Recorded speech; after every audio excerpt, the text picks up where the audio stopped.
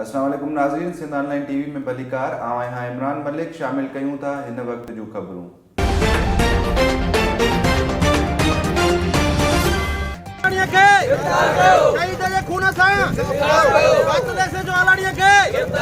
नाज़रीन, हालानी पुलिस पारां हफ़्तो अॻु मुक़ाबलो ॼाणाए क़त्ल कयल नौजवान जे वारसनि जो एहतिजाज। नौजवान फोटो सोलंकी जे वारसनि जो हालानी मोहब्बत देरो लिंक रोड ते एहतिजाजी मुज़ाहिरो टायरनि खे बाहियूं। मुज़ाहिरे खे ख़िताब कंदे ॻोठाणे लोंग खान सोलंकी, नदीम सोलंकी, रोशन सोलंकी, दुरमोहम्मद सोलंकी चयो त हालानी पुलिस असां सां ज़ुल्म करे छॾियो आहे। असांजे नौजवान खे हालानी मां दवा वठण लाइ वेंदे गिरफ़्तार कयो ऐं 2 लख रुपयनि जी घुर कई आहे। असां ग़रीब हुजण करे असां पुलिस खे पैसा न ॾेई सघियासीं, जंहिं करे असांजे 18 साला नौजवान फोटो खान सोलंकी खे कूड़ो मुक़ाबलो ॼाणाए क़त्ल करे छॾियो ऐं असां सां ज़ुल्म करे छॾियो। DIG शहीद बेनज़ीराबाद SSP नौशरो फिरोज़ खां मुतालबो कयूं था त असां सां इंसाफ़ कयो वञे ऐं हालानी SHO मजीद आराई समेत मुलविस पुलिस अमलदारनि ख़िलाफ़ केस दाख़िल करे खेनि गिरफ़्तार कयो वञे। ॿी सूरत में कातिलनि जी गिरफ़्तारी ताईं एहतिजाज जारी रहंदो।